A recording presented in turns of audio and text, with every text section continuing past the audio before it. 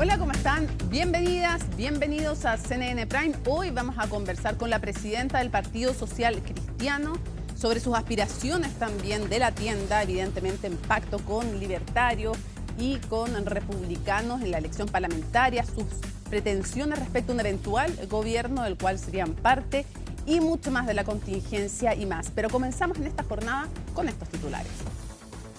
A casi un año y medio del secuestro y homicidio del disidente venezolano Ronald Ojeda, fue capturado uno de los presuntos autores materiales del crimen. El hombre, conocido como El Gordo Alex, habría regresado a Chile para hacerse cargo de la banda Los Piratas, banda del Tren de Aragua.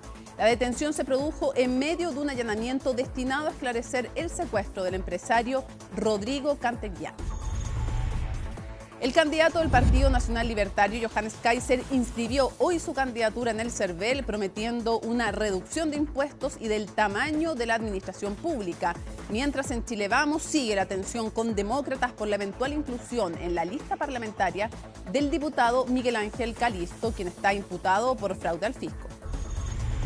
A esta hora continúan las negociaciones en la sede del Partido Socialista para incluir a la Democracia Cristiana en la lista parlamentaria de la mayoría de los partidos del oficialismo. Esto luego de que la Falange comenzara a explorar un plan B, iniciando conversaciones con la Federación Regionalista Verde Social y Acción Humanista. Desde el PS aseguran que solo falta resolver algunos nudos con la DC.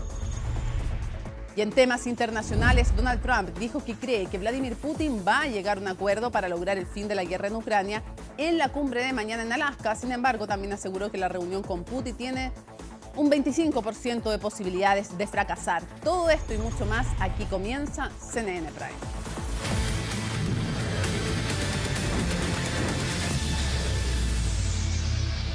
Bueno, en la comuna de La Pintana se realizó un operativo de allanamiento al domicilio donde el empresario Rodrigo Cantegliani se mantuvo en cautiverio tras su secuestro en Quilicura. Felipe Hernández ha reporteado este tema y tiene todos los detalles. Felipe.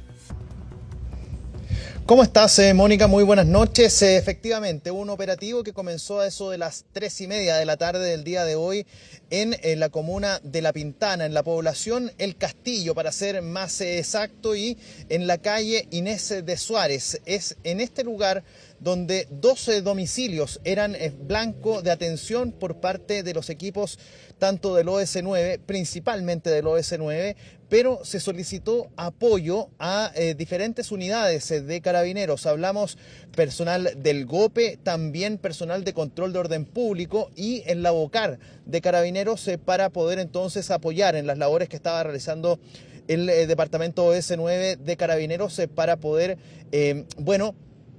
acudir hasta estos lugares. Uno de estos domicilios sería el lugar donde el empresario secuestrado el pasado jueves, hace una semana aproximadamente, que les estábamos comentando de esto, Rodrigo Cantegliani, que fue justamente plagiado, secuestrado desde las afueras de su empresa, ubicado en la comuna de Quilicura. Bueno, habría sido traído hasta este sector, hasta la comuna de La Pintana. Es en este lugar donde varias horas pasó en cautiverio y luego de eso, tras haber sido transferido 80 millones de pesos por parte de su familia, bueno, fue liberado en las cercanías del acceso sur, acá en el sector de la comuna de Puente Alto. Esto en el sector de la salida Gabriela, en una pasarela que existe sobre esta ruta.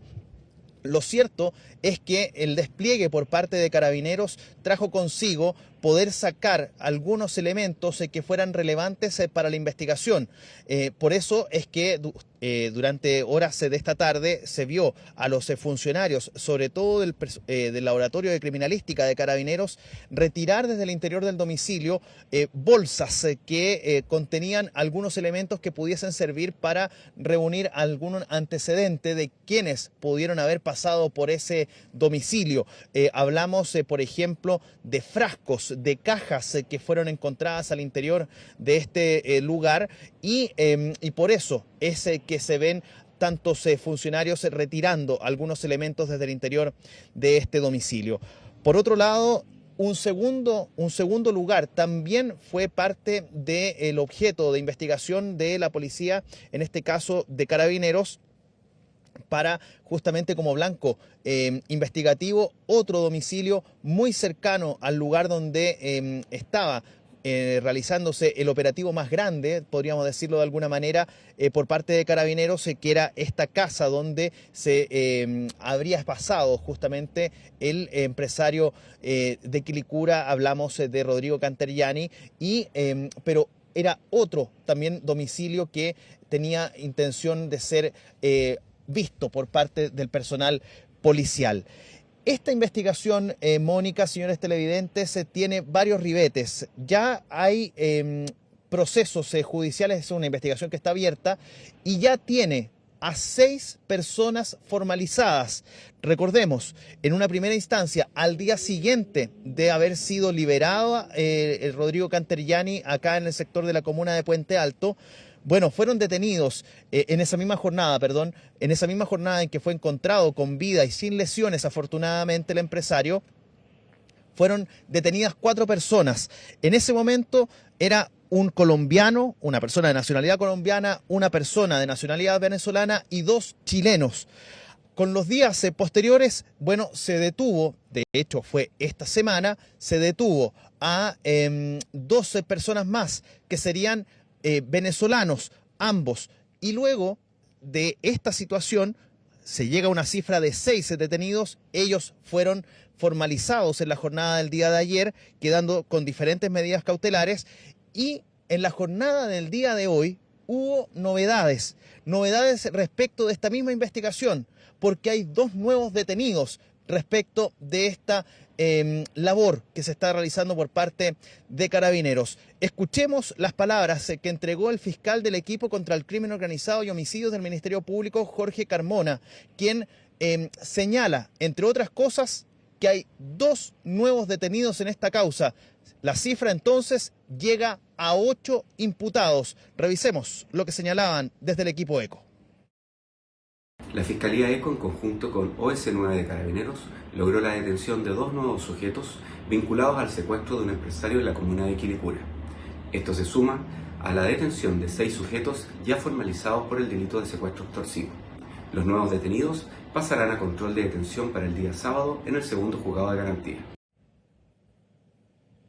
Ampliación de detención solicitada vía oral, y por eso es que los 2 sujetos que serían de nacionalidad venezolana, bueno, van a ser puestos a disposición del Ministerio Público a partir de, o ya están a disposición del Ministerio Público, pero en esta ocasión el próximo día sábado, es decir, pasado mañana, van a tener que enfrentar al juzgado de garantía.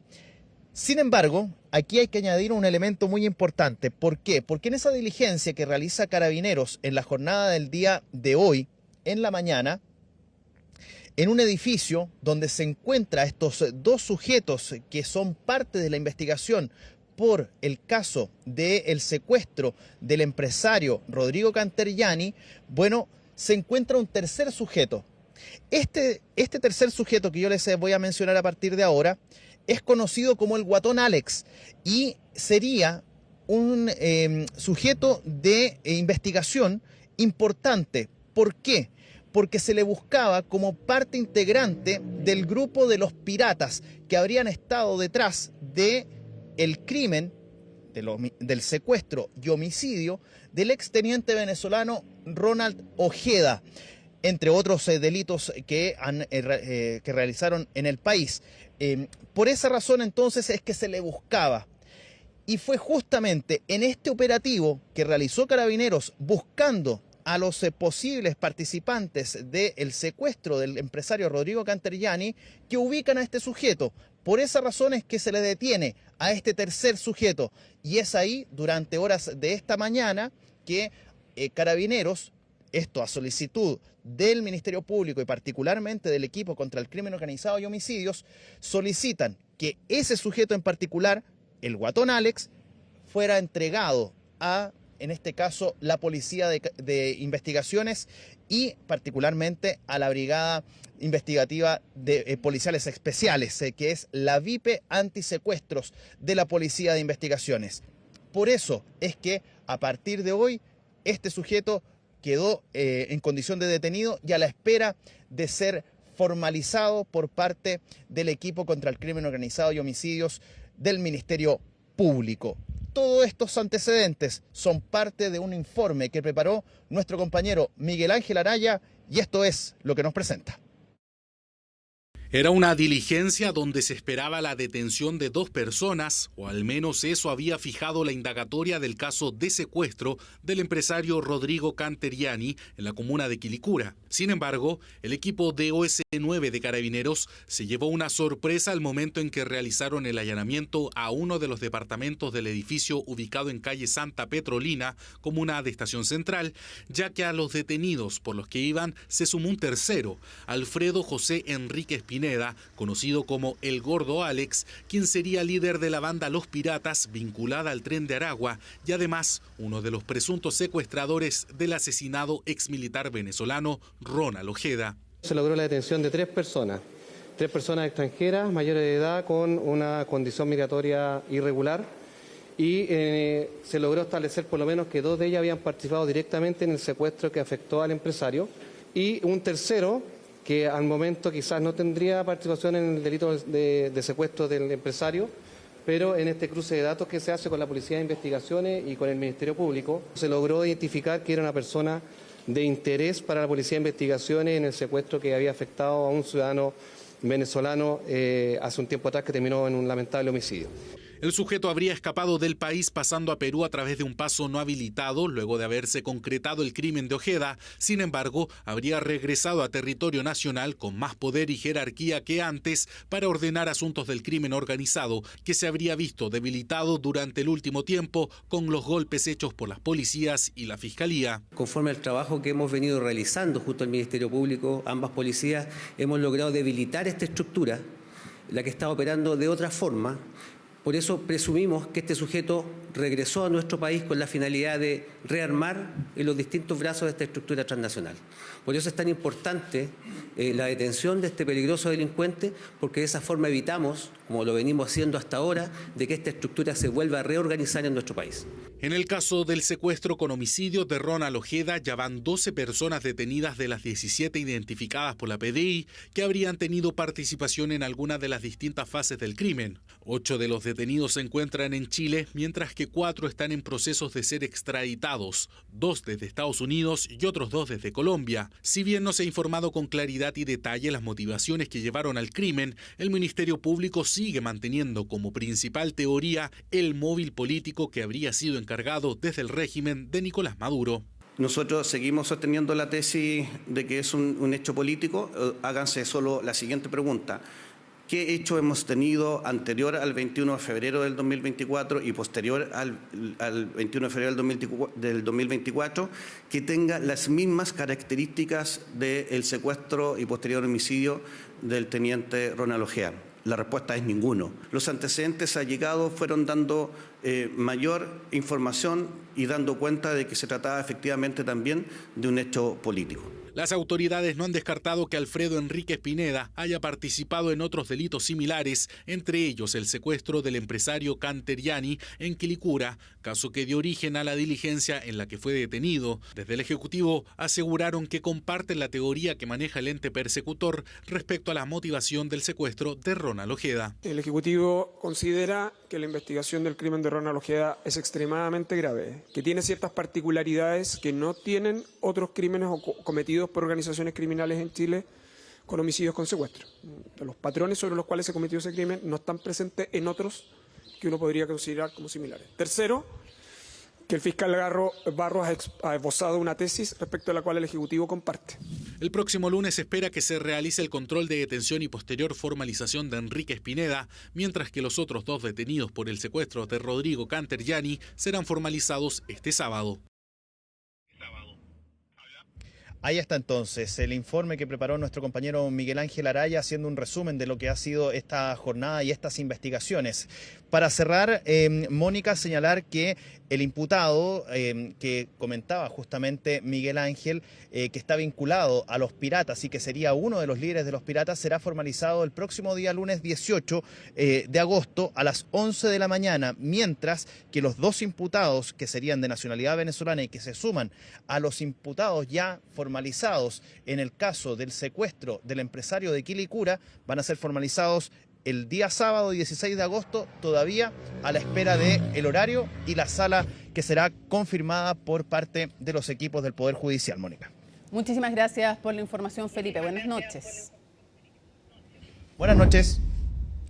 Vámonos a la política. Intensas negociaciones en el oficialismo para evitar que la ADC recurra a un plan B para inscribir a sus candidatos al Congreso. Macarena Román sabe de aquello y nos cuenta en vivo y en directo desde, entiendo, la sede del PS, ¿no? Sí, hola Mónica, muy buenas noches. Desde la sede del PS, donde continúan llevando las negociaciones, ¿cierto?, de los partidos que componen esta lista parlamentaria mayoritaria, que va desde el PC hasta la ADC, que lo podríamos dar ya por confirmado, ¿cierto? Llegó hace un par de horas el presidente interino de la Falange, Francisco Buenchumilla, ya a reunirse, quizás por las últimas horas, ¿cierto?, antes de inscribir el pacto y afinar todos los detalles que continúan no zanjados y que en específico tenían relación con 6 distritos donde la ADC buscaba llevar doble representación en estos lugares, y ese eran los nudos que mantenían entonces entrabado, congelado, podríamos decir, el avance de este acuerdo parlamentario. Si bien el día martes y probablemente ayer, Mónica, la noticia era la salida, ¿cierto?, de Acción Humanista y de la Federación Regionalista Verde Social de este acuerdo parlamentario de 9 partidos, ¿cierto? Hoy la noticia tenía relación con la Democracia Cristiana, ¿cierto? Y este congelamiento que mantenían a raíz de que no se habían llegado a los acuerdos que ellos buscaban. Ellos decían desde la Falange que ya habían hecho varios esfuerzos para respaldar a la candidata Janet Jara y por ende necesitaban que se flexibilizaran los cupos hacia y en favor, ¿cierto?, a la Democracia Cristiana. ¿Qué pasó durante este día? A las 1 de la tarde se suponía, ¿cierto?, que iban a tener una confirmación por parte de los partidos que componen esta lista mayoritaria. Sin embargo, eso se fue retrasando y recién cerca de las 5 de la tarde, pasadita las 5 de la tarde, llega el senador Francisco Buenchumilla al Partido Socialista haciendo alusión, ¿cierto?, de que se llega a un acuerdo, pero que todavía faltan detalles. Podríamos decir que es inminente, que van a ir como pacto, ¿cierto?, unitario estos 7 partidos, pero que todavía falta definir ciertos criterios que finalmente tendrán el tiempo para alcanzar a arreglar estos acuerdos, ¿cierto?, durante las horas que quedan de este jueves y mañana viernes. El sábado irían a inscribir la lista parlamentaria a eso de las 10 de la mañana y justo en el plazo, ¿cierto?, límite que plantea el CERVEL para inscribir las listas parlamentarias. Pasemos a escuchar justamente las palabras del senador Francisco Buenchumilla, quien, insistimos, sigue dentro a esta hora de la sede del Partido Socialista. En una negociación de esta naturaleza, lo que siempre dificulta el acuerdo es la concurrencia de incumbentes de los distritos, ¿no? Cuando los partidos tienen diputados ahí y cuando los distritos son más chicos, los intereses partidarios confluyen y entonces eso dificulta muchas veces el acuerdo. Cuadrar eso es lo que retrasa muchas veces los acuerdos, pero voluntad de acuerdo hay. Estoy en condiciones de afirmar que faltan detalles y que para eso voy a ir personalmente a resolver esos temas. Todo se cierra cuando esté cerrado y está cerrado cuando está cerrado, no antes. Ahí escuchábamos entonces las palabras, ¿cierto?, de quien está liderando en este minuto la Democracia Cristiana. También hace algunos minutos hablaron representantes de los partidos oficialistas que siguen en esta lista mayoritaria, ¿cierto?, relación con el Frente Amplio, también en lo que tiene relación con el Partido Socialista, y es que ellos confirmaban que el acuerdo ya está alcanzado, pero que faltan definir ciertos criterios. Cuando hablamos de criterios, tiene relación, por supuesto, con llegar llegar a los cupos, a los 183 cupos que deben, ¿cierto?, presentar como pacto para luego ir a competir el próximo 16 de noviembre. Siempre hablando, ¿cierto?, de lo que tiene relación con el Congreso.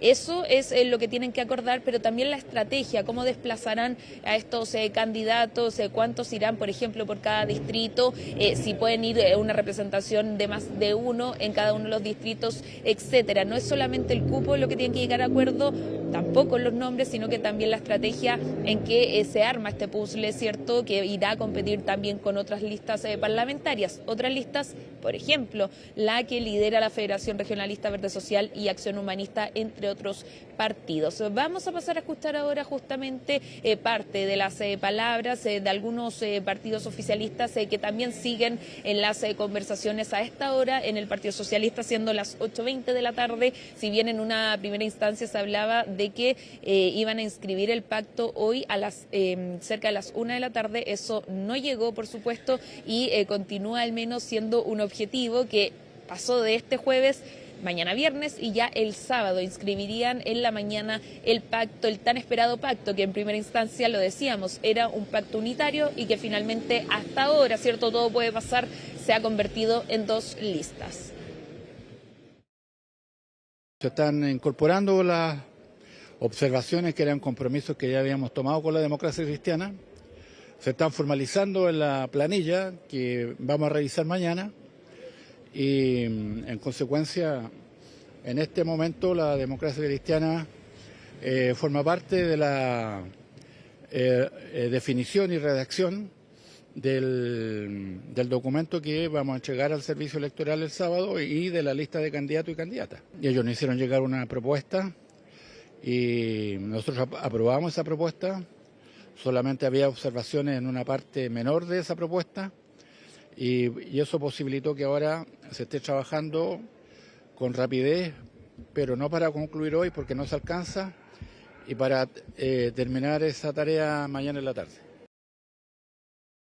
Estamos más cerca que en la mañana y eso nos mantiene con optimismo para enfrentar los días que vienen. La verdad es que yo casi no conozco negociación que no se cierre cerca del plazo legal. Uno nunca sabe cómo se van a ir dando las conversaciones, lo importante es que estamos acercándonos a un acuerdo. Justamente cuando quedan los últimos detalles que afinar una negociación, a veces toman un poco más de tiempo, pero estamos cerca de arribar a este acuerdo. Justamente los detalles son temas de cupo en ciertos distritos, algunos que ya falta por terminar de afinar y si esos afectan en otras configuraciones, pero como te digo, son ya más aspectos de detalle. Pero ya tentativo el sábado, entonces. El sábado el plazo legal, sí que es el sábado. Mónica, por lo pronto lo que sabemos es en relación a esta lista, ¿cierto?, que continuarán las negociaciones, no sabemos hasta qué hora de este jueves, pero sí que mañana se retoman a eso del mediodía, ya de cara al sábado para inscribir el pacto. Eso por esta lista mayoritaria, ¿cierto?, que compone el oficialismo más la democracia cristiana.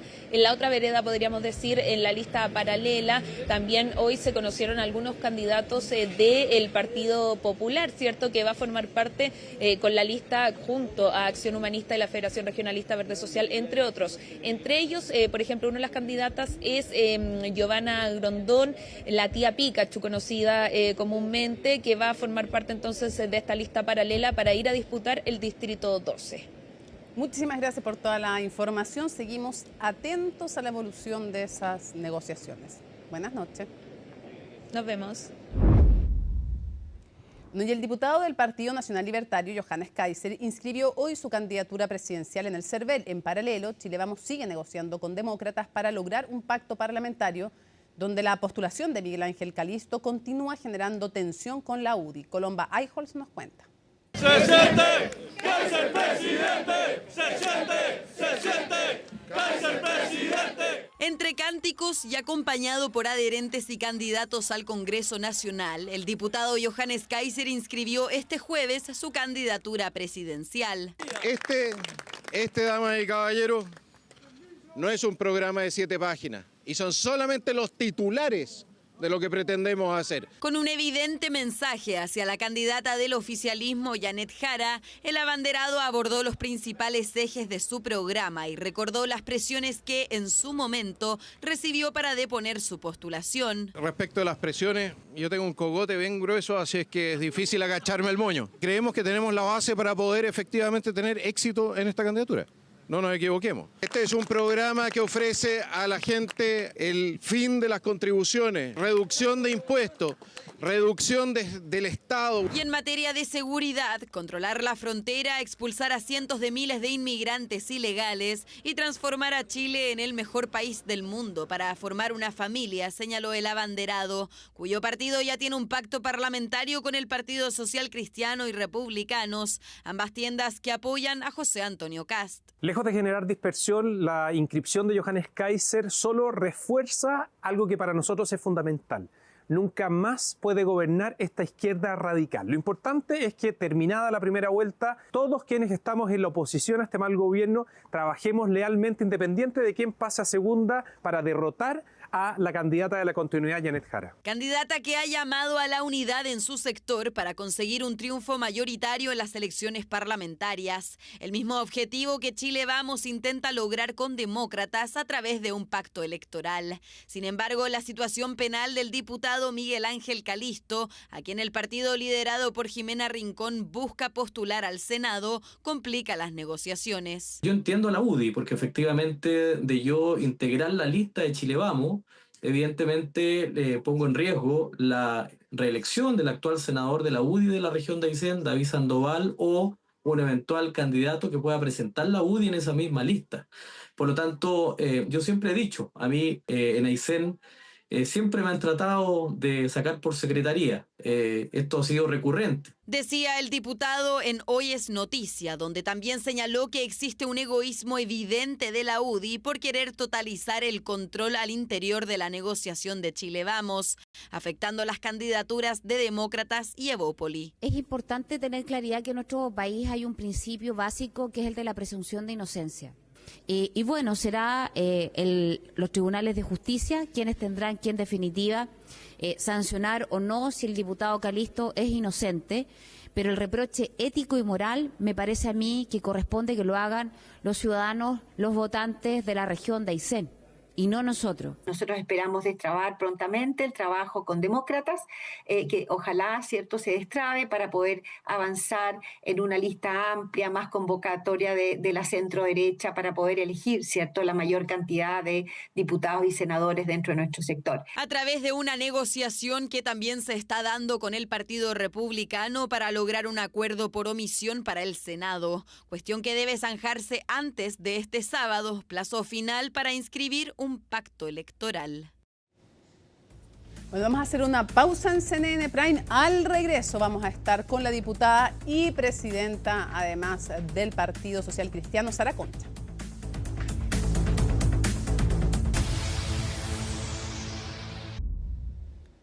Conversamos con la diputada y presidenta del Partido Social Cristiano, Sara Concha. Muchísimas gracias por acompañarnos en CNN Prime.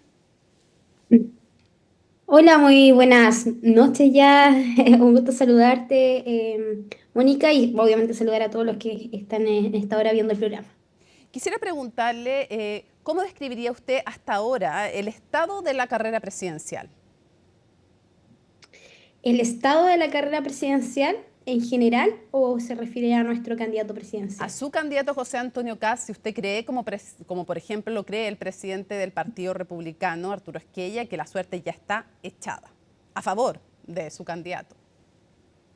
Sí, bueno, la percepción que uno tiene en el trabajo, por lo menos en el territorio y en el recorrido en las regiones, nos ha tocado visitar obviamente las regiones, el sondeo que uno hace en el trabajo también político, creo que va muy bien posicionado para competir en una segunda vuelta y eventualmente ganar lo que es la carrera presidencial.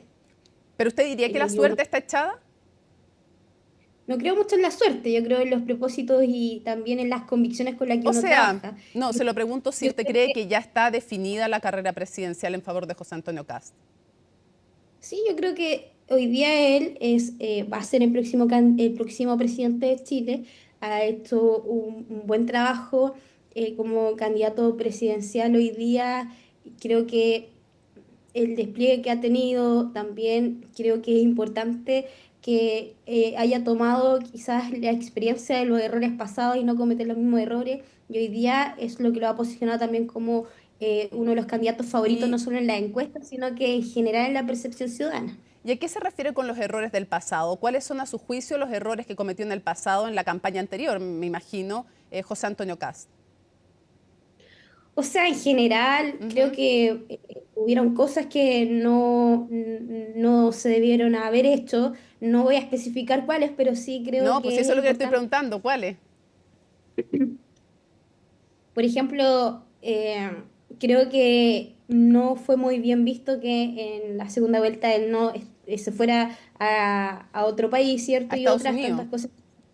Exacto, que yo creo que hoy día además creo que ha hecho una pre-campaña de propuestas, de iniciativas que son atingentes a la realidad y ha hecho un trabajo también de propuestas concretas y que yo creo que eso igual ayudaba mucho a creer en el proyecto político que hoy día tiene José Antonio Kast como candidato presidencial. Ujú. ¿Y en el pasado qué hizo respecto a las propuestas? Es que creo que también en el pasado creo que también se cometió el error de pelear mucho y creo que hoy día, y es un llamado también que hacemos al resto de los candidatos a no pelear tanto, unir la fuerza y trabajar desde las propuestas y creo que es lo que hoy día ha estado haciendo muy bien José Antonio Kast y ha estado dando resultados. Quiero preguntarle por qué termina usted en lo personal adhiriendo a José Antonio Kast, porque después de que se disolvió el primer partido que usted ayudó a formar, que es el Conservador Cristiano, usted estuvo en la bancada republicana y se fue de la bancada republicana y se integró a Renovación Nacional. Y dijo, tal como la mayoría de los partidos pequeños, mi partido, el Conservador Cristiano, desapareció. Había que hacer el refichaje. Entonces quedó como independiente. Decidí integrar finalmente la bancada de RN por temas de afinidad. Se apega más a mis principios. Dice, Chile Vamos no me representa 100%, pero es lo que más se acerca. La idea es trabajar ahí los temas valóricos. ¿Cómo cambió de pensar que lo interpretaba más Renovación Nacional y Chile Vamos a pensar que lo hacía republicano, si de republicano se había ido porque Chile Vamos la representaba mejor? Sí, primero vamos a aclarar el punto uno. Sí, a ver. Nunca estuve en la bancada republicana, nunca fui republicana. No, siempre republicana tratamos nunca de... lo he dicho. No. Sí, pero tampoco estuve en la bancada Ya. republicana, nunca fui parte de la bancada. Cuando asumí efectivamente como diputada en el Congreso, para poder funcionar administrativamente, sí o sí uno debe pertenecer a algún comité, a alguna bancada. A eso me Y en refiero. ese momento, sí, y en ese momento, como bien están ahí mis declaraciones, ¿verdad? Me sentía más cercana a el ala conservadora y tradicional que tenía RN en ese momento. Ya no podemos desconocer que RN también tenía o tres de los diputados que representan mis principios y también fe, y con los que obviamente esperaba hacer un buen trabajo y que me representaba más en ese momento.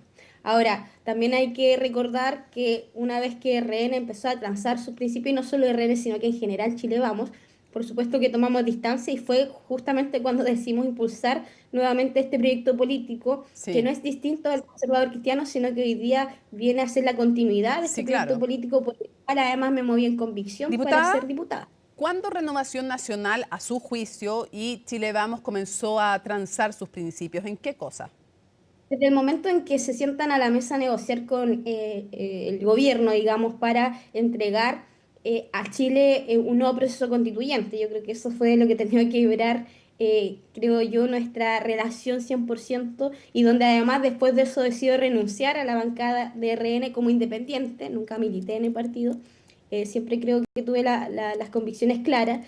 Y yo creo que hay cosas que son intransables. De hecho, fui de las parlamentarias que presentó más de 100 indicaciones al proyecto de reforma constitucional para un nuevo proceso constituyente. Advertimos que impulsar un nuevo proceso constituyente no era lo que la ciudadanía quería ni estaba esperando, pero creo que fue un error que cometió Chile Vamos y que además se complementa con todos los acuerdos que ha llegado con el gobierno para impulsar distintas reformas que además hoy día le permitieron a Janet Jara posicionarse como una candidata presidencial.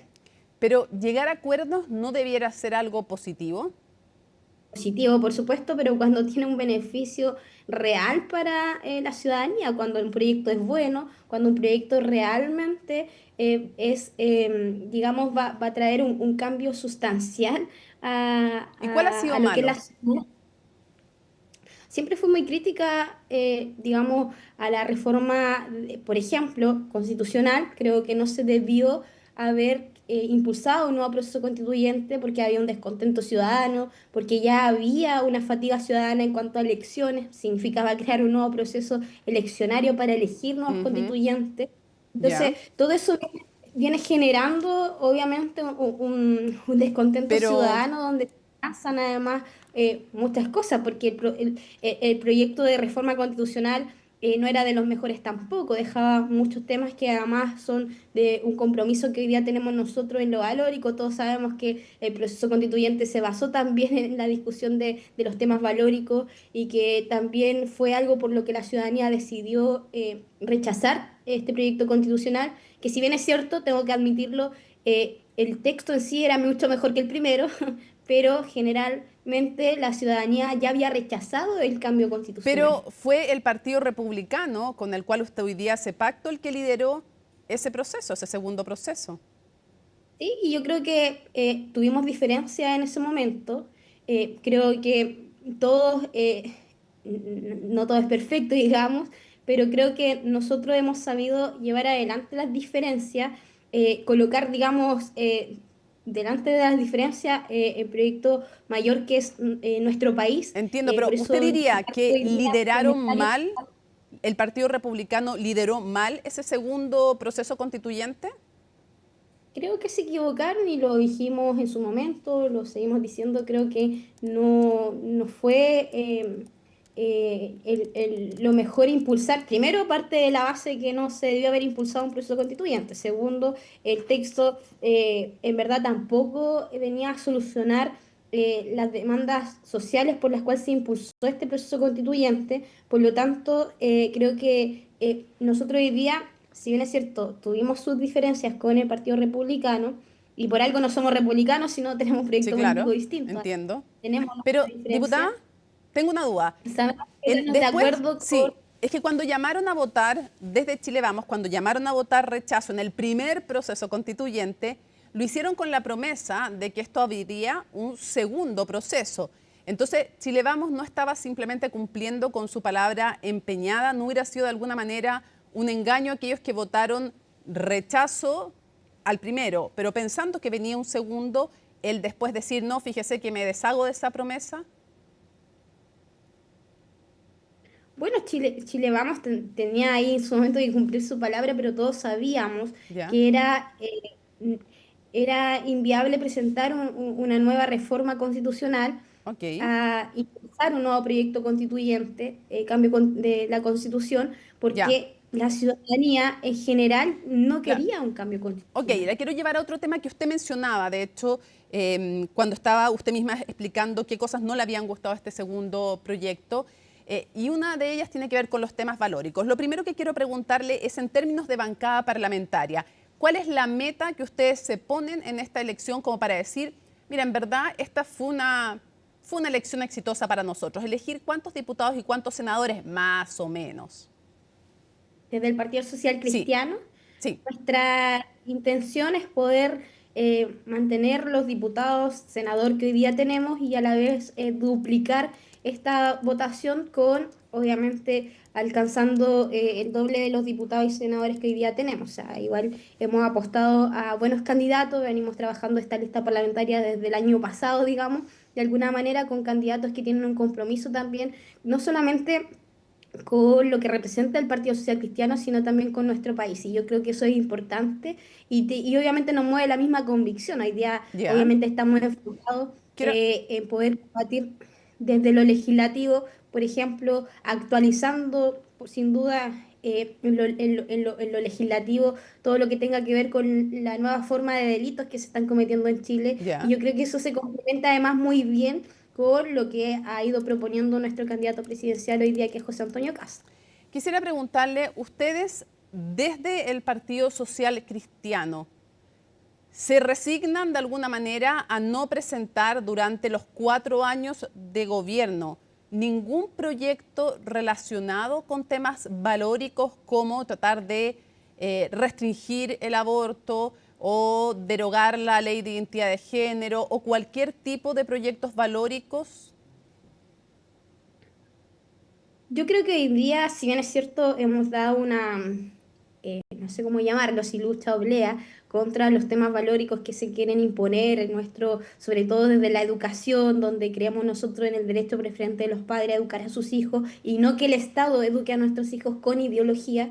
Creo que para nosotros también los temas valóricos son importantes. Hoy día no podemos olvidar que lo que tiene que ver con el aborto está regulado en nuestro país, lamentablemente a través de 3 causales por las cuales no estoy de acuerdo, pero está regulado.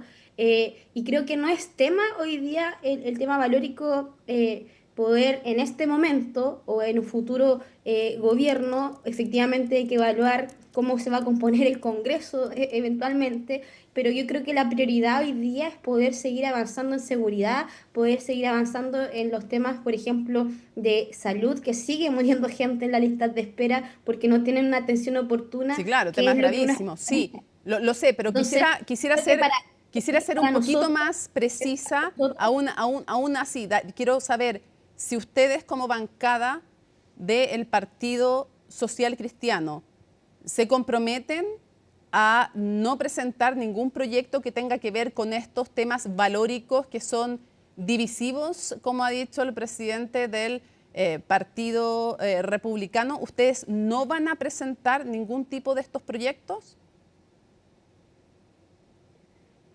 Yo no puedo comprometerme a que no vamos a presentar ningún tipo de proyectos que no sea valórico, por supuesto. No, me refiero de los que tienen que ver con los temas que le he mencionado. A impulsar, por ejemplo, el fortalecimiento de la familia, que es algo para nosotros muy importante, y yo creo que también tiene que ver con poder trabajar en políticas públicas de Estado, por ejemplo, en el fortalecimiento de la familia, por ejemplo, en el apoyo a la mujer, creo que es clave también. Sobre todo, yo creo que ese es nuestro enfoque. Los temas valóricos, por supuesto que lo vamos a seguir defendiendo e impulsando como lo hemos hecho siempre. Pero, por ejemplo, seamos súper concretos, diputada. Intentar derogar la ley de aborto en 3 causales, intentar derogar el matrimonio igualitario, intentar derogar la ley de identidad de género. Esos 3 temas, ¿ustedes se comprometen a que durante estos 4 años no van a presentar iniciativas legislativas en ese sentido? Yo creo que es importante primero definir cómo se va a componer el Congreso. Y eso no lo sabemos. A ver, se lo digo, se lo pongo con otro agregado para que sea más simple la pregunta. Si es que tienen ustedes con otros la mayoría necesaria, ¿se comprometen a que esos 3 temas que le he mencionado, matrimonio igualitario, aborto, ley de identidad de género, no van a entrar en esos temas? Yo creo que estos son temas que siempre van a estar en la discusión. Ahora, obviamente para nosotros es importante seguir trabajando como lo hemos hecho. Vamos a seguir defendiendo a los niños de ideología, vamos a seguir defendiendo la vida del que está por nacer, por supuesto, pero también tiene que quedar claro algo, que este no es un trabajo solo de el Congreso Nacional, de nuestra labor legislativa. Esto es un trabajo en conjunto con, obviamente, el Ejecutivo, y yo creo que eso también es importante poder evaluarlo a la hora de, obviamente, saber cómo se va a componer el Congreso. Lo entiendo, pero le pregunto, ¿iniciativas legislativas en esos 3 temas van a presentar o no durante estos 4 años? Porque usted sabe que eso ha sido parte de la discusión. Entonces, quisiera transparentar, usted me puede decir que sí o que no. El cumplimiento legislativo en este aspecto también tiene que ver con impulsar políticas públicas de Estado que se hagan cargo de esto. O sea, lo entiendo. Del tema de cómo vamos a trabajar en la educación, de cómo vamos a trabajar desde, vuelvo a insistir, de una política pública de Estado que fortalezca a las familias. Por supuesto que para nosotros es importante. Diputada, cómo vamos a respaldar. Lo entendí súper bien, pero perdone que le insista porque la pregunta no ha sido contestada. Entiendo que en el ámbito administrativo y de políticas públicas sí van a impulsar temas valóricos, pero en el ámbito legislativo, ¿estos 3 temas los van a tocar o no? Primero, vuelvo a insistir, hay que saber cómo se va a componer el Congreso. Ya, si tienen mayoría, ¿van a meterse en esos temas o no? Es que todo depende, porque si tú necesitas modificaciones, por supuesto que se tienen que hacer. Pero vuelvo a insistir que hoy día no es como yo quisiera. No le entendí, diputada, perdón, ¿me lo puede repetir? No entendí. Si necesitan hacer, si creen que hay que hacer modificaciones en esos temas, ¿sí van a presentar medidas legislativas? Por supuesto, porque vuelvo a insistir, yo creo que a mi parecer hoy día el tema del aborto no es tema y además ya está regulado a través de las 3 causales, no es como yo quisiera, por supuesto, pero ya está regulado y por supuesto que si se da la instancia, poder hacerlo, impulsarlo de alguna manera, pero creo yo que hoy día la prioridad número 1 es poder trabajar en las cosas que son urgentes en nuestro país. Hemos criticado mucho el proyecto del gobierno del presidente Gabriel Boric, que impulsa el aborto libre o el aborto legal, como quieran llamarlo, pero que no es una prioridad hoy día en la ciudadanía. Hoy día está regulado el tema del aborto. Vuelvo a insistir, no como yo quisiera, por supuesto, pero creo que obviamente si se necesitan hacer reformas legislativas, crear políticas públicas de estados que apunten justamente a todo lo valórico, lo vamos a apoyar 100%. ¿Cómo qué se le ocurre? ¿Qué políticas públicas habría que impulsar? Por ejemplo, le pregunto, en el caso de derogar... ejemplo. Tengo un ejemplo. A ver, un ejemplo, deme usted. Necesitamos apoyar a mujeres con embarazos vulnerables, que hoy día no tienen ni una red de apoyo y que terminan justamente teniendo que tomar la decisión, en muchos casos, obligada por las circunstancias, quizás por las presiones que puedan haber generales en su condición de vulnerabilidad, tener que abortar. Y yo creo que hoy día tenemos que proteger a la mujer y también al niño que está por nacer desde una política pública de Estado que le entregue red de apoyo. Y por ejemplo, ¿usted haría cambios en el reglamento que se modificó hace poco, que rige el aborto en 3 causales? ¿Lo intentaría hacer vía reglamento más restrictivo? A ver si entiendo la pregunta. Yo creo que hoy día creo que es importante también evaluar cómo está funcionando el aborto en 3 causales. Por ejemplo, podríamos buscar las estadísticas, cómo hoy día está, por qué hoy día quizás el aumento de aborto por la causal de violación está aumentando significativamente en comparación quizás a otros años desde que empezó a regir la ley. Quizás ahí sería interesante poder averiguar los factores que están provocando esto. Se está mal utilizando esta causal, puede pasar, por eso hay que averiguar, o en definitiva hay un delito que es el abuso sexual que nos está evidenciando también en las denuncias y hay que hacer un cruce de información importante. ¿Usted cree derechamente, así como lo ha dicho, como lo dice el diputado Kaiser, usted cree que hay mujeres que están fingiendo haber sido violadas para poder abortar? No, yo no me atrevería a asegurar algo como eso porque no tengo la certeza de que esto sea así. Por eso estoy diciendo que es importante averiguar y cómo hoy día está funcionando o cómo se está llevando a cabo esta ley que permite por 3 causales, ¿cierto?, el aborto y cómo también están trabajando los funcionarios que ejercen, ¿cierto?, el aborto. Yo creo que hay que hacer todo un análisis y una investigación, quizás incluso ahí, de cómo se está hoy día en alguna forma ejecutando esta ley. Ya. ¿Usted eliminaría... Sí, quisiera preguntarle si usted eliminaría, se me va el número, pero usted sabe que hay una normativa que es la que rige las normas que deben cumplir los colegios en relación a los niños y adolescentes trans. Circular 812. Gracias. ¿Usted es partidaria de eliminar la circular 812? Soy partidaria de eliminar la circular 812 porque además fue creada a base de la ley de identidad de género que permite el cambio registral de nombre, ¿verdad?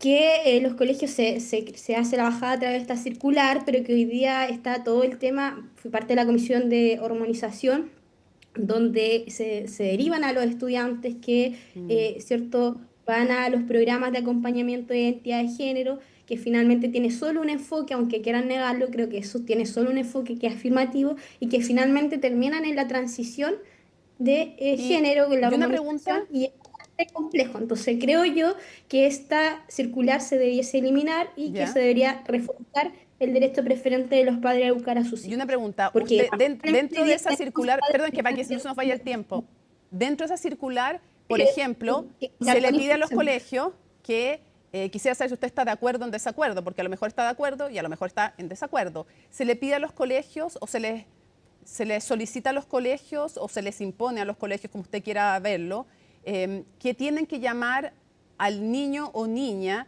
por aquel nombre que representa cómo se autocalifican y no por el nombre que está en el registro civil, ¿no? ¿Usted está de acuerdo con esa exigencia a los colegios o no?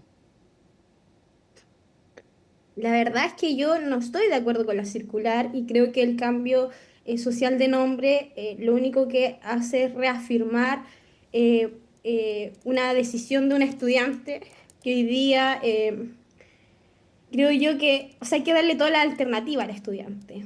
Entonces creo que esta circular no es de las mejores y creo que se debe o eliminar o modificar y permitir también una intervención o un acompañamiento más permanente de los apoderados. ¿Por qué? Porque muchos de estos cambios se realizan sin incluso informarle a los padres de lo que está pasando, y creo que aquí hay que hacer un trabajo mucho más profundo. Entonces, yo no estoy negando que hoy día existan personas que se sientan desconformes con sexo y género desde el nacimiento, ¿cierto? Entiendo de que esto hoy día, pero cuando esto se refuerza en la etapa, digamos, de formación educativa, creo que es complejo. De hecho, en la comisión investigadora tuvimos testimonios reales de personas que lo plasmaban de esta manera. Decían, me hice el cambio de género, era mujer, ahora soy hombre, pero creo que la decisión tiene que ir después de que una persona tiene todo, digamos... Pero para dejarlo claro, si los papás quieren que al niño o la niña, y preguntado y consultado el niño, niña o adolescente, que se le llame por su nombre social, ¿usted no cree que eso debiera ser obligatorio para un colegio? Si un papá quiere. Si los papás quieren y el niño o niña quiere, o adolescente, quiere que le llamen por el nombre social, ¿eso debe o no debe obligar al colegio a reconocer el nombre social? Es que yo creo que ahí tiene que ver, pero yo no creo que tenga que ver con una circular. Sí, porque la circular dice eso. Sí, pero yo creo que la circular o se debiese modificar o se debiese eliminar, porque hoy día eso no está pasando. De hecho, tenemos padres judicializados por negarse a que su hijo sea derivado incluso a lo que son estos programas de acompañamiento. Si no, yo le quería preguntar por el nombre social nomás, si estaba preguntando, entendí la parte de lo de la terapia hormonal, yo le quería preguntar solamente porque una de las cosas que pone la circular es la obligación para los colegios de reconocer el nombre social cuando así lo quieran las familias. ¿Debe ser obligatorio para los colegios o no? Aunque las familias quieran, pero no siempre pasa. Entonces, por eso creo que hay que ser mucho más tajantes si es que va a existir una circular que sea... por eso insisto de que o se debe modificar o eliminar. Yo, si en lo particular tú me preguntas, mi opinión muy personal, no debiese existir una circular. De hecho, yo estuve muy en desacuerdo con el cambio registral y el cambio social de nombre de una persona. Sí, entiendo. Para cerrar, una cosa política nomás, nos quedan muchos temas y espero volver además quiero solamente agregar algo. Y además, creo que nunca se debieron incorporar a los menores de 14 años hacia arriba. Creo que siempre debió haber sido para una persona con una mayor responsabilidad en sus decisiones, que debe ser, obviamente, mayores de 18. Ya. Y para cerrar, nos quedan hartos temas en el tintero y espero volverlos a conversar con usted también acá, pero en el eventual caso de que Evelyn Matei pasara y no José Antonio Kast a una segunda vuelta, ¿usted tendría reparos en apoyarla o votaría por ella frente a Janet Jara? Nosotros siempre lo hemos dicho, como Partido Social Cristiano no nos perdemos. En el minuto 1 en que tuvimos los resultados de las primarias, decidimos apoyar a José Antonio Kast, pero siempre hemos dicho, en el caso en que a segunda vuelta pase Matei, que obviamente ninguna opción se debe descartar, todo puede pasar, las elecciones son inciertas. Si bien es cierto, nosotros apuntamos a que José Antonio Kast va a ganar la primera y segunda vuelta, pero si pasa Matei a segunda vuelta, nosotras por supuesto que lo vamos a apoyar sin ningún problema. Sara Concha, diputada y además presidenta del Partido Social Cristiano. Vamos a estar atentos a ver si se cumplen sus proyecciones y aspiraciones electorales también, ya cómo sigue dándose esta carrera presidencial, pero también igualmente importante parlamentaria. Muchísimas gracias por habernos acompañado en CNN Prime. Muchísimas gracias por la invitación y que tengan toda una buena noche. Usted también. Bueno, Codelco cifró en $300 millones la pérdida económica tras la tragedia en El Teniente. Esto por la paralización de la operación, la que comenzó a retomarse en forma paulatina el fin de semana pasado. Pilar Gutiérrez lo explica. A 2 semanas del fatal accidente en El Teniente, Codelco entregó su estimación del impacto económico de lo ocurrido. $300 millones es la pérdida que calculan. Adicional a la tragedia, evidentemente tenemos una situación productiva. Y la estimación que nosotros tenemos en relación a la producción es que Codelco va a tener una pérdida entre 20.000 y 30.000 toneladas de cobre fino. Cada tonelada de cobre en el mundo, según la Bolsa de Metales de Londres, se transa a $10.000 la tonelada. Así que usted podrá concluir que son una pérdida cercana a los $300 millones. Una cifra que refleja los menores ingresos por la caída en producción luego de que se paralizara la actividad por el accidente. Aunque se han retomado las operaciones, esto se ha hecho de forma progresiva y aún no se vuelve a la normalidad. Si bien es un monto relevante, es importante contextualizar el número. Codelco produce 1.500.000 toneladas, 1.400.000 toneladas, estamos hablando de 30.000. No es un impacto tan significativo en el volumen total del año para Codelco. Yo diría que lo más importante es el impacto que esto pueda tener más allá de este año, ¿no? Si esta situación se mantiene, la menor producción podría eventualmente continuar y eso sí podría generar un efecto negativo más fuerte. Las 30.000 toneladas menos que estimó Codelco representan el 2% de la producción total de la empresa en 2024. La principal preocupación entre los especialistas son los efectos indirectos que puede tener hacia adelante el accidente. Con un impacto en menor medida mencionan los costos a nivel de refuerzo en la seguridad y las compensaciones laborales, pero hay otros. Lo más complejo acá y lo más crítico es saber qué va a pasar bien con Andesita, Andes Norte y Diamante. ¿Qué cambios de alcance o producción tendrán? A Andesita, por ejemplo, que es donde ocurre este accidente lamentable, esperaba producir en régimen, es decir, no este año que entra en producción, sino en un par de años más, 60, 70 kilotoneladas. No llegar al mismo régimen y llegar a uno menor va a generar un impacto, por ejemplo, en las arcas fiscales, no este año necesariamente, sino que en los ejercicios siguientes. El impacto sería no solo en los resultados de Codelco, sino que en los aportes al fisco. Los 300 millones equivalen a la quinta parte de los aportes de Codelco al fisco el año pasado, que ascendieron a $1.500 millones. Pero además, algunos estiman el efecto que esto tendrá en la actividad económica nacional de agosto. El impacto debiera estar entre 3 y 6 décimas menos de IMASEC. Una presión adicional sobre las finanzas públicas. Esto va a tener, creo yo, ese doble impacto, por un lado en las finanzas públicas, en el resultado fiscal, y hace nuevo más complejo cumplir con las proyecciones de ingresos del gobierno, y por otro lado impactos en la actividad económica y en el resultado del año, que estamos hablando de todas maneras impactos que pueden ser en el año de 1 décima menos de crecimiento. Una compleja situación que tendrá que enfrentar el nuevo gerente general de la división, Claudio Zugarret, que asumió el cargo el martes luego de la salida de Andrés Music. Según datos a los que accedió CNN Chile, los incidentes en liceos emblemáticos de Santiago durante el segundo semestre de 2025 duplican los ocurridos durante los primeros 6 meses del año. Una estadística que preocupa a las autoridades y que se da a conocer justo en la semana en la que hubo 2 de 3 días. El informe es de Pablo Figueroa. Empiezan a lanzar bombas Molotov al personal. Uno de los alumnos, al lanzar la bomba Molotov, se expande el tema de la combustión que lleva la bomba Molotov, la benzina que lleva, y al parecer se quema el cuello. Un resumen de pocos segundos para unos incidentes que no alcanzaron a durar más de 15 minutos la mañana de este miércoles de esta semana, cuando un grupo de encapuchados salieron desde el interior del Liceo Las Tarrias para tomarse la calle Avenida Providencia. Fue justamente en estos incidentes donde uno de los manifestantes fue alcanzado por la combustión de una misma bomba Molotov que iba a lanzar.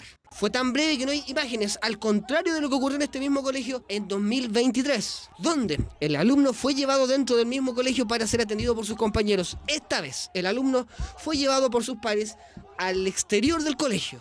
Para luego, según informa Radio Bio Bio, por la tarde de este miércoles llegó un alumno del Liceo Las Tarrias a la posta central con quemaduras, acompañado de un adulto. Gravísima, ya tuvimos una situación así el año pasado, si mal no recuerdo, y estas cosas no pueden volver a suceder. El punto es que lo que ocurrió en el Liceo Las Tarrias este miércoles por la mañana se suma a lo que pasó el lunes por la mañana también en el Internado Nacional Barros Aranas, cuando un docente fue rociado con líquido inflamable. El año pasado, 30 alumnos del Limba quemados por una explosión de bombas Molotov en el baño. Antes de ayer, un profesor del Limba rociado con parafina, un alumno de Las Tarrias quemado con una bomba Molotov. Todavía la vocera de gobierno cree que hay que verlo con calma, hay que analizar la situación. Recientemente acordamos sesionar para tratar particularmente el tema junto con el Ministerio de Educación, además de invitar a los centros de estudiantes de la comuna de Santiago. Y yo he insistido, y voy a seguir insistiendo, en que tenemos que invitar al alcalde Desbordes. Es hora de que el sostenedor se haga cargo. Hasta el momento, el alcalde Desbordes se ha dedicado a dar declaraciones que lo único que hacen es incitar a una mayor conflictividad con las y los estudiantes y a cerrarle la puerta al diálogo a las comunidades educativas. Claro, noticias que impactan pero que no sorprenden. De esto debido a, según los datos que accedió CNN Chile, los incidentes en liceos emblemáticos de Santiago durante el segundo semestre de 2025 se duplican a los ocurridos durante los primeros 6 meses del año. Es decir, en un poco más de 5 semanas se ha duplicado todos los incidentes que ocurrieron en 6 meses en lo que va de este año. No solo se está produciendo un aumento en el segundo semestre respecto al primero, en términos de estos casos de alta connotación y violencia extrema asociados a contextos escolares, sino que ese fenómeno, digamos, negativo, por cierto, aumento de estas situaciones, se pega un salto bien importante respecto a los años anteriores, de un ciclo de 2022, 2024, incluso un poco antes, de reducción de este tipo de situaciones. De hecho, ya en 2024 se reportaron 118 incidentes en 5 establecimientos educacionales emblemáticos: el Instituto Nacional, el Liceo de Aplicación, el Barros Borgoño, el INBA y el Javiera Carrera Liceo 1. Hay que recordar que también está la ley Aula Segura, que fue promulgada el 27 de diciembre de 2018, la cual es una ley que otorga mayores facultades a los directores de establecimientos educacionales para aplicar sanciones como la suspensión, expulsión o cancelación de la matrícula en caso de faltas graves que afecten a la convivencia escolar. Pero en esos mismos años, cuando fue promulgada la ley Aula Segura, la oposición también había presentado un proyecto de ley que ponía medidas más duras y que aún espera ser debatida en el Congreso. En tanto, durante el primer semestre de 2025, la cifra de hechos violentos se elevó a 32, siendo el INBA el recinto con más desmanes provocados. Pero el hecho que preocupa a las autoridades es que en lo que va de estas pocas semanas del segundo semestre ya se han duplicado los hechos de los primeros 6. Entonces la pregunta es, ¿qué está pasando? La escasa o la inadecuada ejecución o bajada de los programas de aprendizaje socioemocional que promoviendo una autogestión de las emociones prácticamente nula, desencadenando demostraciones emocionales explosivas y afectando obviamente a terceros. Siente descontento social que se va expresando desde las infancias. Uno podría observar que los niños, cómo son sus voces invisibilizadas, y eso va generando una concatenación que, además de las desigualdades económicas, sociales, las brechas que existen, van haciendo expresión de la violencia, tanto física, simbólica como lingüística. Y es así como en la segunda mitad del año ya se registraron 66 incidentes, 20 de ellos en el INBA y 18 en el Instituto Nacional. Gendarmería confirmó la remoción del director regional de Atacama luego de la liberación de un reo que debía cumplir una condena de 541 días de presidio por el delito de receptación. Esta es una de las medidas comunicadas por la institución tras sucesivos errores que permitieron dejar en libertad a diferentes internos. En La Serena, 2 gendarmes fueron separados de sus funciones tras la liberación de un sujeto que cumplía una pena por tráfico de drogas y era investigado por otros delitos. Mientras que respecto a la fuga de un sujeto desde la sala de audiencia en Temuco, Gendarmería informó que el sumario interno está próximo a la formulación de cargos. Desde que hemos tomado conocimiento de estas situaciones, se han dispuesto los sumarios administrativos de rigor por parte de cada director regional. y también se han efectuado las denuncias al Ministerio Público. De la mano con esto se han adoptado otras medidas. Dentro de estas, en el caso de las unidades de Copiapó y La Serena, se procedió a la suspensión de los funcionarios que cometieron las negligencias en el procesamiento de las órdenes de libertad y en el sumario relacionado con la liberación del sujeto desde la sala de audiencia en Temuco el 12 de julio pasado. Se encuentra muy avanzado dicho procedimiento administrativo y ya está en etapa de formulación de cargos. En cuanto a los mandos de las regiones de Atacama y de La Serena, hoy se procedió a la remoción del director regional de Copiapó y en La Serena se ha designado un nuevo director regional que va a asumir durante el transcurso de la próxima semana.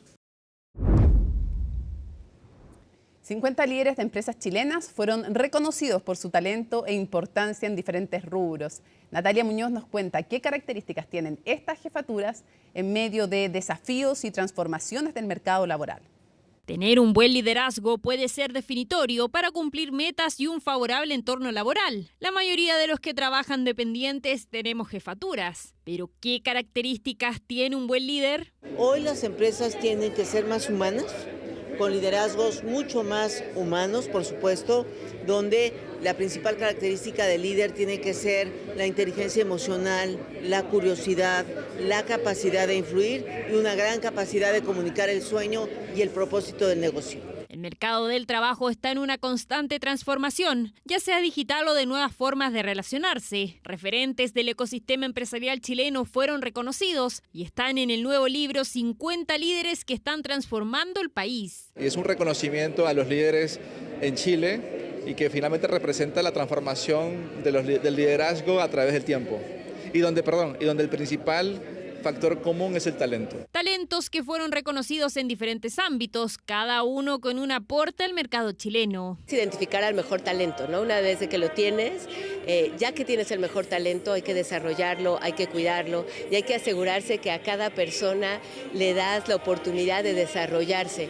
Nosotros, te doy el ejemplo, en L'Oréal Group lo que hacemos es tener equipos muy diversos que trabajan muy bien juntos por un objetivo común. La consistencia, una trayectoria de muchos años en la compañía, donde hemos podido desarrollar una estrategia diferenciadora y que a lo largo del tiempo hemos podido construir equipos y hacer que esos equipos tengan la confianza y la convicción de soñar en grande. Todo lo que ha aportado es un poco la velocidad del cambio y la innovación, a atreverse a hacer las cosas un poquito distinto, a mirar lo que pasa en el mundo y tratar de aplicarlo acá a Chile, atreverse a equivocarse y eso como permearlo dentro de la organización. Inclusión, tecnología y sostenibilidad son las características. Algunos líderes más innovadores, otros más tradicionales, pero todos con el objetivo común, crear equipos saludables de trabajo. En mi caso personal es tratar de las cosas que queremos hacer, mostrar mucha convicción, o sea, ganas de querer hacerlo, no solamente por cumplir una cercanía con los negocios en los que uno está y con la gente que desarrolla el negocio, tratar de descubrir la esencia un poco de la empresa. Estoy súper honrado, además es una gran responsabilidad, un reconocimiento a la forma como estamos liderando, a la forma como estamos trayendo inversión, a la forma como estamos atrayendo talento, desarrollando talento, reconociendo a nuestra gente, asegurando que traemos conocimientos de afuera para desarrollar y ser cada vez más competitivos en Chile. Es que la competencia es cada vez mayor. En un difícil momento del mercado laboral con una alta tasa de desempleo y transformaciones como la digital, los desafíos van en cómo capacitar a los colaboradores y hacer más productivos los espacios de trabajo. Estamos viviendo un momento único, un momento histórico. La transformación tecnológica está haciendo que las compañías aceleren la forma como son un poco más productivas y el talento necesita pasar también por esta misma transformación. Capacitarse es una habilidad que el día de hoy todos tenemos que tener y estar justamente en primera línea para afrontar los retos que se nos vienen. El futuro ya llegó, no es algo que vea 15 años, ya el futuro está aquí y ya no podemos hablar de que hoy es así y en 5 años va a ser diferente, ¿no? La transformación es constante. Creo que el reto y lo interesante de esta época que estamos viviendo es esta necesidad de irnos adaptando rápidamente sin tener todas las respuestas. Esta necesidad de aprender todos los días algo que nos ayude a ser mejores. Desafío constante para cada trabajador, ya sea líder o no. Expertos recomiendan capacitarse según áreas de interés y trabajo para aumentar la productividad, conocimientos y oportunidades laborales.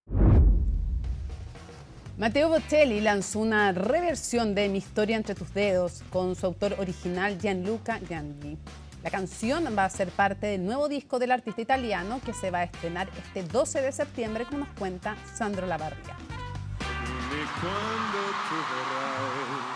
No hay dudas de que uno de los grandes descubrimientos que dejó Viña 2024 fue Matteo Bocelli. El hijo de Andrea fue parte del show de su padre y terminó robándose todas las miradas. Fue una sorpresa, ¿no? Fue algo que no podría expectar. De hecho, algunos meses después realizó un Movistar Arena en solitario en Santiago. Para mí fue una, ¿cómo se dice? Una performance como hago muchas veces con mi padre, pero aquella noche algo único, ¿no? Happened. Y después he hecho también la Movistar Arena en Santiago de Chile, que fue mi primer arena de mi carrera. Entonces fui muy emocionado. En esa oportunidad vino a presentar su álbum debut. Ahora, casi un año después, en la víspera del lanzamiento de su segundo trabajo de estudio, estrenó una reversión de Mi historia entre tus dedos, acompañado de Gianluca Grignani.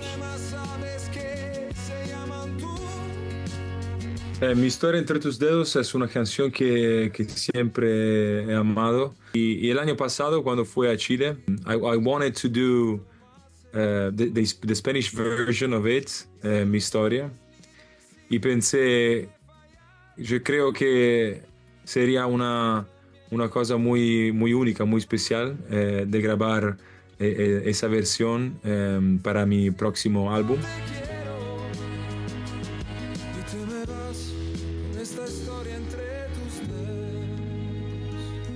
El mismo día, él grabó su parte en la mía versión. Entonces todo fue muy rápido. Y lo que pienso yo es que en la música, cuando se hacen las cosas algunas veces en manera rápida porque es instintivas, es mejor. Su nueva producción se llamará Falling in Love y se estrenará el próximo 12 de septiembre. Es un álbum que amo muchísimo y de que soy muy proud, orgulloso. Tenía la oportunidad de grabar todo en mi casa, en mi habitación, con los músicos y el producer, y por eso siento que es un álbum muy, ¿cómo se dice? Auténtico, ¿no? Un álbum auténtico y ¿cómo se dice? Todo es tocado, todo es real, no es tan artificial sounds, you know? Mientras Matteo Bocelli continúa lanzando adelantos de su nuevo disco, ya está planeando su reencuentro con el público chileno.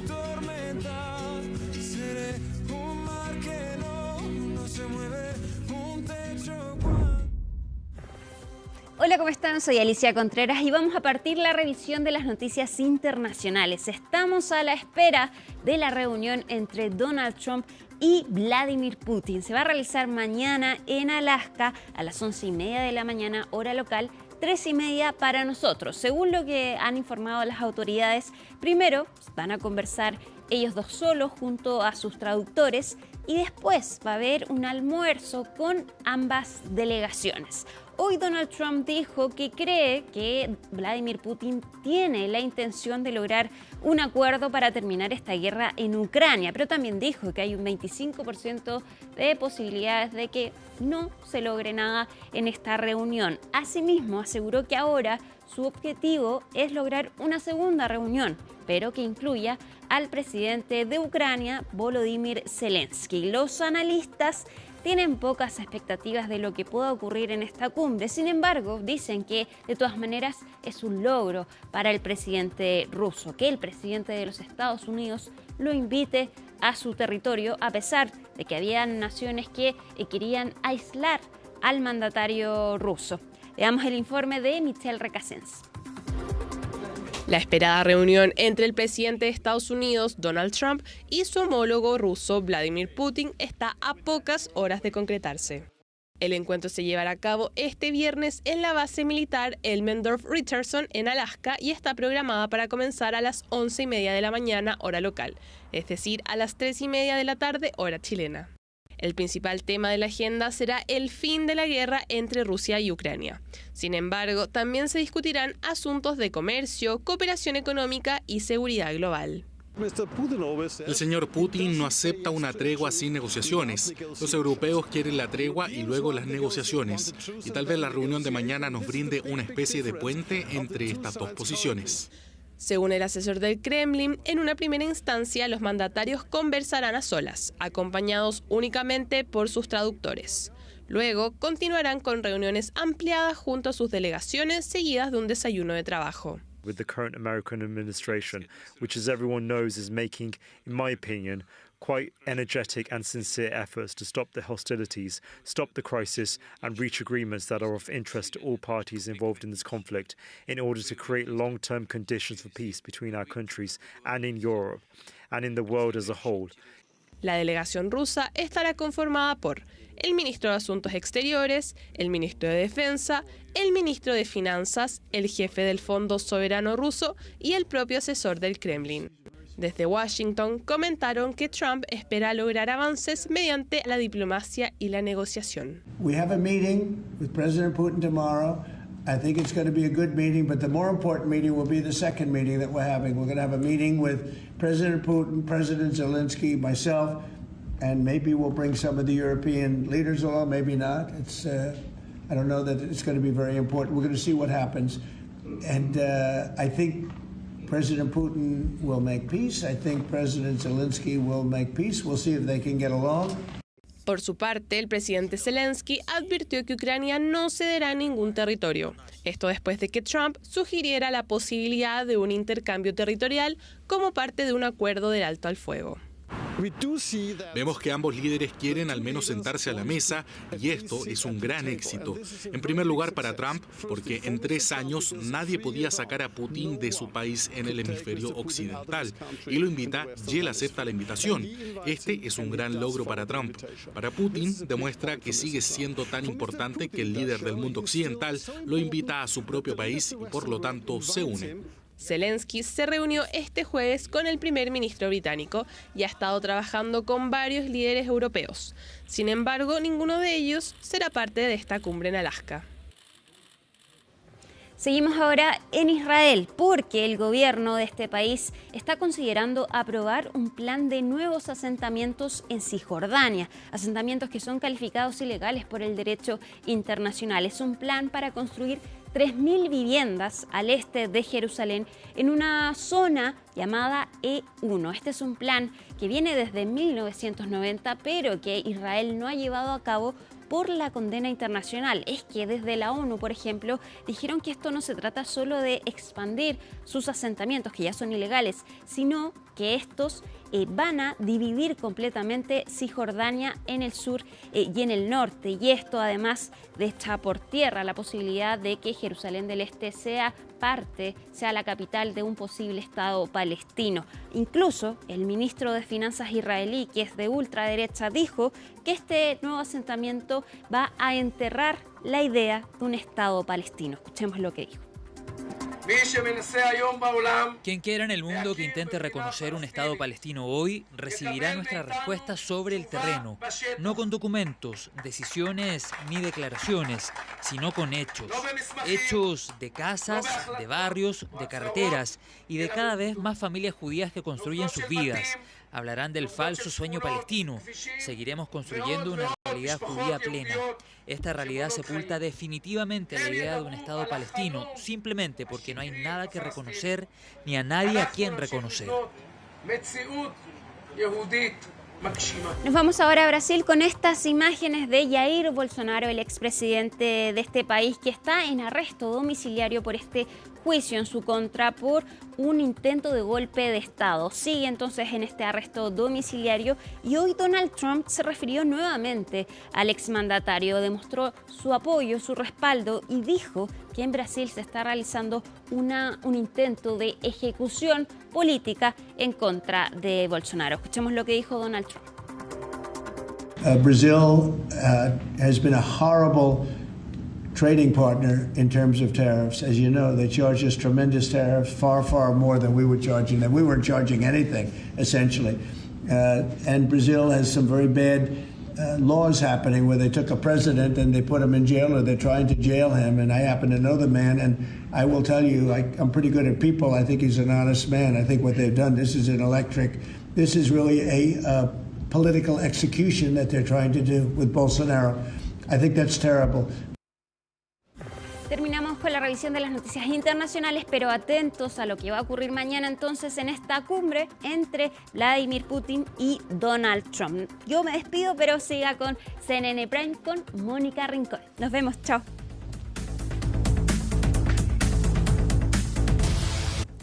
Jueves 14 de agosto, así estuvo nuestro país y el mundo. Somos CNN Chile. Buenas noches.